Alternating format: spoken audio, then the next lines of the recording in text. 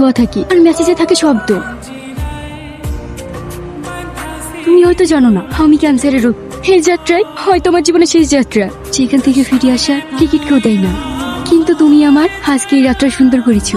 তাই তোমার কাছে একটা অনুরোধ, যদি কখনো চাঁদের আলোয় একাকী লাগে, মনে করো আমি কোথাও না কোথাও তোমার পাশে আছি।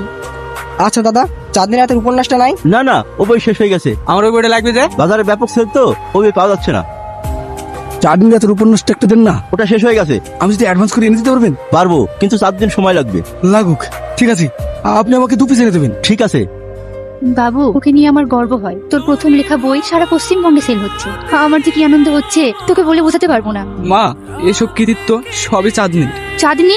হ্যাঁ, চাঁদনি দিয়ে গেল, কিন্তু কিছু নিয়ে গেল না। এটা কি? এটাই সেই চাঁদনি রাতের চিঠি। আমি প্রতিটা বই প্রকাশের আগে একটি করে চিঠি লিখে তোমাকে পাঠাই। চিঠিতে কি লিখি জানো?